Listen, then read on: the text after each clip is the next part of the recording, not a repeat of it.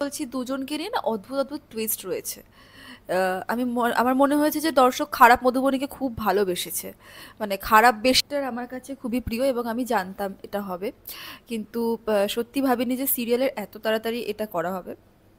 এটা আমাকে বলা হয়নি। আমি নিজেই সারপ্রাইজড হয়ে গেছি। তো দর্শক তো অবভিয়াসলি হবে। কথা বলতে শুরু করে দেবে এবং এখন সে শুটিং করছে। তো হ্যাঁ, অবভিয়াসলি আমি নিজেই খুবই এক্সাইটেড এবং দর্শককে বলব যে সে ভালোবেসেছে। তো আশা করব এই মধুবনীকেও ভালোবাসবে এবং এই মধুবনী তো ভালোই। পজিটিভ বেশি করেছি এখনো অবধি। তো ডেফিনেটলি পজিটিভ একটা কমফর্ট জোন। একটা মানুষ হই না, আমাদের ভেতরে একটা ওরকম নেগেটিভ মানুষ বাস করে সবার মধ্যে, কিন্তু সেটাকে আমরা দেখাই না। আমরা খুবই জোন থেকে, কমফর্ট জোনটাকে ব্রেক করতে আমি ভালোবাসি। মানে আমি নিজেকে চ্যালেঞ্জ দিতে ভালোবাসি যে প্রথম শুধু বিয়ের পর তো প্রথম দুর্গাপুজো নয় আমার, অভিষেকের সাথে মানে সম্পর্কে আসার পরে বললে ভুল হবে। আগের বছর আমরা দুজন আলাদা আলাদা জায়গায় ছিলাম। সোমবার অভিষেকের সাথে হবে। হ্যাঁ, একদম একদম।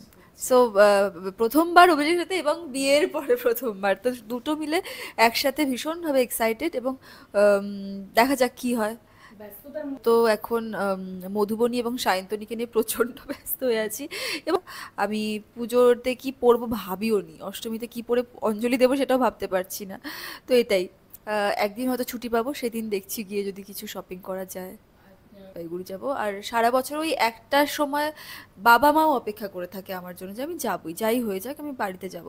এবং আমি এই জলপাইগুড়ি ছাড়া পুজো কাটাতেই পারবো না কোনোদিন, আমি চাই। কোনো কোনো সময় একটু মাঝে মাঝে মনে হয় যে হ্যাঁ, আমার যে ঘরটা ছিল, যেখানে আমি বড় হয়েছি, যেই ব্যালকনি, যেই ছাদ, সমস্ত কিছু, যেই গলি রাস্তা, এগুলো এগুলো মাঝে মাঝে একটু মনে পড়ে। কিন্তু ওই না, কাজ অভিষেকের সঙ্গে কাজ করে তো ডেফিনেটলি ভালো লেগেছে। আমি ওর কাজের মানে আমরা দুজনই দুজনকে মনে হয় কাজ দিয়েই প্রথম জাজ করেছিলাম। এবং রেসপেক্ট, সবচেয়ে বড় কথা হচ্ছে প্রথম রেসপেক্টটা জন্মেই ছিল কাজের ডেডিকেশন দেখে।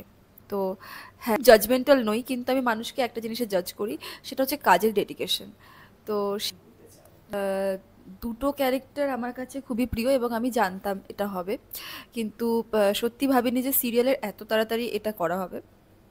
এটা আমাকে বলা হয়নি। আমি নিজেই সারপ্রাইজড হয়ে গেছি। তো দর্শক তো অবভিয়াসলি হবে। মানে আমার এই বোন, মানে আমার দেখানো হতো যে একজন বোন আছে, অসুস্থ যমজ বোন, এবং আরেকজন ওর মতনই দেখতে সব কিছু করে বেড়াচ্ছে। তো এটা দেখানো হয়েছে দর্শককে, কিন্তু সেই অসুস্থ বোন যে এত তাড়াতাড়ি সুস্থ হয়ে কথা বলতে শুরু করে দেবে এবং এখন সে শুটিং করছে।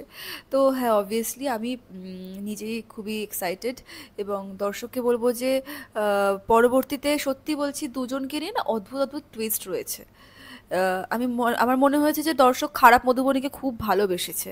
মানে খারাপ বেশে ভালোবেসেছে। তো আশা করব এই মধুবনীকেও ভালোবাসবে এবং এই মধুবনী তো ভালোই। তো আশা করব আরো ভালোবাসা পাবো।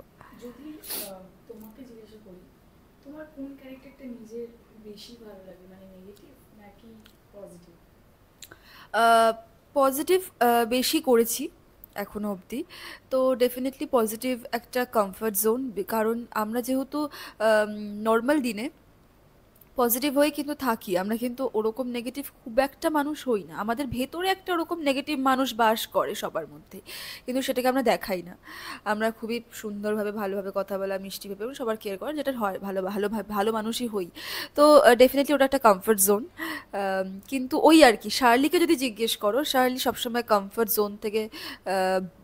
জোনটাকে ব্রেক করতে আমি ভালোবাসি। মানে আমি নিজেকে চ্যালেঞ্জ দিতে ভালোবাসি যে এই কমফর্ট জোনে তুমি থাকতে, তো কমফর্ট জোনে থাকা তো সবার পক্ষেই পসিবল, তুমি পারো কিনা দেখি।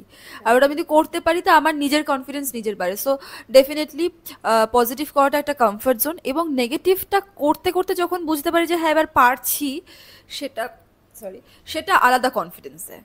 তার মানে এইটা তোমার কাছে বেশি চ্যালেঞ্জিং এবং খুব অ্যাকসেপ্টেবল, মানে বেশ ভালো করে এনজয় করছো আর কি একদম নেগেটিভ ক্যারেক্টারটা।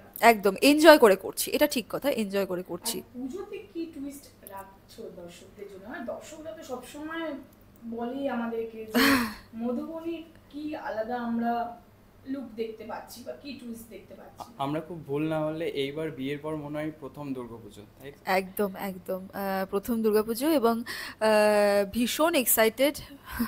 প্রথম শুধু বিয়ের পর তো প্রথম দুর্গাপুজো নয় আমার, অভিষেকের সাথে মানে সম্পর্ক সম্পর্কে আসার পরে বললে ভুল হবে, আগের বছর আমরা দুজন আলাদা আলাদা জায়গায় ছিলাম।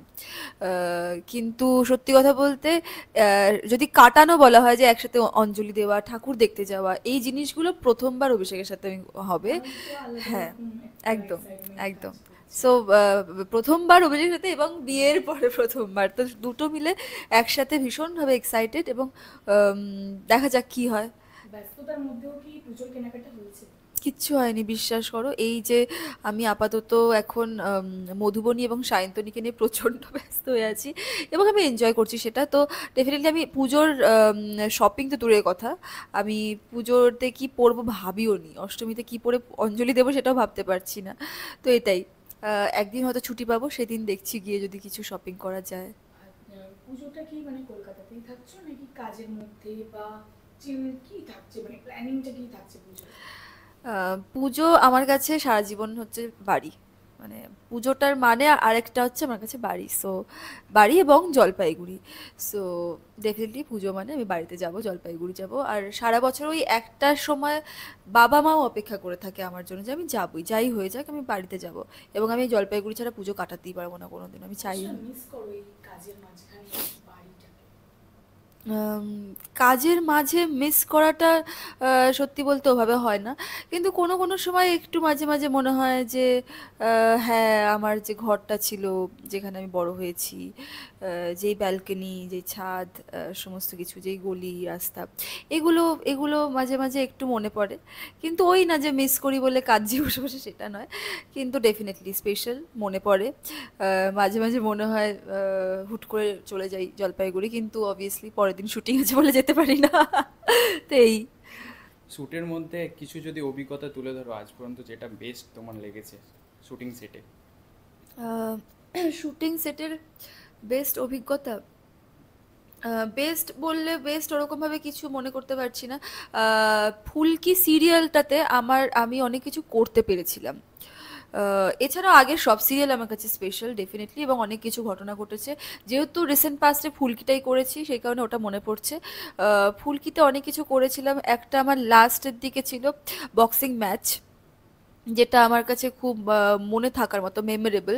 আমার আর ফুলকির বক্সিং ম্যাচ হয়েছিল, এবং গোটা দিন ধরে, মানে সকালে প্রায় 1টার পর থেকে মনে হয় শুরু হয়েছিল বক্সিং ম্যাচটা, পুরো রাতে 9:30টার সময় মনে হয় প্যাক আপ হয়েছিল, 9:30 না পুরো 10টা অবধি আমার ওই বক্সিং ম্যাচ হয়েছিল। এবং সেই সময় আমার জ্বর ছিল, জ্বর নিয়ে গোটা দিন আমি বক্সিং ম্যাচ করেছিলাম। এবং খুব স্পেশাল ওটা আমার কাছে, আমি জানি না কেন। আমি অনেক কিছু করেছিলাম, ফাইট মাস্টার প্রথমবার আমাকে শেখাচ্ছিল ফাইট, অ্যান্ড তারাও খুব হ্যাপি ছিল আমার পারফরমেন্সে। তো ওইটা খুব এক্সাইটিং ছিল। এই তো সহ অভিনেতা বা অভিনেত্রী অফ স্ক্রিন কার সঙ্গে বেশি বন্ধুত্ব রয়েছে তোমার? অফ স্ক্রিন কার সাথে সবচেয়ে বেশি বন্ধুত্ব? অভিষেক। অভিষেক দা। অভিষেক দার সঙ্গে কাজ করে কেমন লাগছে? অভিষেকদার সঙ্গে কাজ অভিষেকের সঙ্গে কাজ করে তো ডেফিনেটলি ভালো লেগেছে। আমি ওর কাজের, মানে আমরা দুজনই দুজনকে মনে হয় কাজ দিয়েই প্রথম জাজ করেছিলাম, এবং আহ, দুজনেরই কাজের ডেডিকেশনের জন্যই মনে হয় আমার প্রথম ইন্টারেস্ট, তারপরে কথা বলা, রেসপেক্ট, সবচেয়ে বড় কথা হচ্ছে প্রথম রেসপেক্টটা জন্মেই ছিল কাজের ডেডিকেশন দেখে। তো হ্যাঁ, সেটা একটা বড় ব্যাপার। আমি কাজ, মানে মানে মানুষকে, আমি খুব জাজমেন্টাল নই, কিন্তু আমি মানুষকে একটা জিনিসে জাজ করি, সেটা হচ্ছে কাজের ডেডিকেশন। তো সেটা আমি দেখেছিলাম অভিষেকের মধ্যে প্রচণ্ড। আর এই যে এত নেগেটিভ ক্যারেক্টার করছো, দর্শকদের থেকে তো নিশ্চয়ই কোনো রিভিউ পাও, মানে হুম। রাস্তায় দেখা হলে, ধরো হঠাৎ করে দেখা হলো, হ্যাঁ। তো সেই সময় রিয়াকশনটা কি দেয়? অনেক রিয়াকশন পেয়েছি, মানে অনেক অদ্ভুত অদ্ভুত রিয়াকশন। এরকম হয়েছিল একবার, আমি আমার বাড়ির পাশ দিয়ে যাচ্ছিলাম একটা বাড়িতে, সেই বাড়ির গলিটার সামনে দিয়ে যাচ্ছিলাম বোধহয়, এবার বাড়িটাতে রোজ বাড়ির সামনে দিয়ে যাই হেঁটে হেঁটে। এবার সেখান দিয়ে আর আমার একটা বড় ব্যাগ নেওয়া ছিল কাঁধে। তো সেই ব্যাগটা দেখে ও বাচ্চাকে ব্যালকনিতে, গ্রাউন্ড ফ্লোরেই ব্যালকনিতে বাচ্চাকে মানে খাওয়াচ্ছিল একজন, এবং বাচ্চা খাচ্ছিল না, তো তখন বলছিল যে খেয়ে নাও খেয়ে নাও, ওই দেখো শালিনী ম্যাডাম আসছে, ব্যাগে পুরে নিয়ে কিন্তু চলে যাবে। I was like, শুনতে কেমন লাগলো? I was like, আমি না নিজেই ভয় পেয়ে গেছি শুনে, মানে আমি জানি না বাচ্চাটা কিভাবে খেয়েছে কি করেছে। তারপর আমি খুব সেদিন হেসেছিলাম, কষ্টও পেয়েছিলাম, আবার হেসেও ছিলাম যে এরকম হয় করে। এটা ছিল একটা রিয়াকশন, এরকম আরো মজার মজার রিয়াকশনস রয়েছে। আর ছোটবেলায় পুজো কিভাবে কাটতো, মানে যেটা তুমি মিস করছো খুব? পুজোতে ছোটবেলায় হচ্ছে পুরোপুরি জলপাইগুড়িতে, এবং পুজো মানে আমার কাছে ছিল যে পড়াশোনা করতে হবে না, স্কুলে যেতে হবে না। এটা আমার কাছে একটা বড় ব্যাপার। কারণ আমি সত্যি বলছি, ছোটবেলা থেকে কোনোদিন আমি পড়াশোনা করতে ভালোবাসতাম না, স্কুলে যেতেও ভালোবাসতাম না, মানে যত রকম বাহানা। তো পুজো আমার কাছে ওই জন্য স্পেশাল ছিল যে পুজোতে স্কুল যেতে হবে না, পড়াশোনা করতে হবে না। আর কাটানো বলতে, আমার বাড়ির পাশে একটা পুজো হতো, পাড়ার পুজো। তো সেখানে আমার একটা আলাদা অধিকার ছিল, যেহেতু আমার ঠাম্মা ওখানে, আমার ঠাকুমা ওখানকার খুব প্রেসিডেন্ট ছিল, হ্যাঁ মেবি প্রেসিডেন্ট ছিলেন। তো সেই কারণে আমার একটা আলাদা অধিকার ছিল, এবং আমি ওখানে গিয়ে খুব স্পেশাল ট্রিটমেন্ট পেতাম। এবং আমি বসে থাকতাম, পুজো দেখতাম। বাকি আরও দুজন তিনজন বাচ্চার বন্ধু ছিল, তাদের সাথে শুধু ওই সময়টাই, বছরের ওই সময়টাই আমার খেলার সুযোগ পেতাম। তাছাড়া আমাকে বাড়ি থেকে খুব একটা বেরোতে দিত না। তো এইসব এইভাবেই কাটতো পুজো। আর পুজো প্রেম তোমার কাছে কি? পুজো প্রেম মানে, পুজোতে প্রেম বলতে দেখো, পুজো প্রেম হচ্ছে ওই অষ্টমীতে অঞ্জলি দেওয়া, এগুলোই পুজো প্রেম। কিন্তু আমার কখনো ওভাবে পুজো প্রেম হয়নি, মানে ছোটবেলায় এরকম কোনো ঘটনা? না না, সত্যি হয়নি গো। মানে এরকম হয়েছে যে ধরো কোথাও একটা গেলাম, গিয়ে কোনো বন্ধুর মারফত আমার কাছে কোনো প্রপোজাল এলো, কিন্তু আমি ওই মানে ওই পুজোর সময় প্রেম শুরু হয়েছে, দশমীতে কেটে গেছে, এরকম হয়নি। ওকে ওকে, ঠিক আছে, সবশেষে বলবো দর্শকদের জন্য কি বলতে চাও? দর্শকদের একটাই কথা বলবো, সামনে অনেক অনেক অনেক টুইস্ট আসছে। তো ডেফিনেটলি তুই আমার হিরো দেখতে থাকুন আপনারা। আমাকে যেভাবে ভালোবাসেন, আরও ভালোবাসা দিন, আশীর্বাদ করুন। তুই আমার হিরোতে যাতে আরও আরও সুন্দর সুন্দর পারফরমেন্স দিতে পারি, এবং তুই আমার হিরোর এপিসোডসগুলো যেন আরও সুন্দরভাবে আপনাদের সামনে তুলে ধরতে পারি। Thank you.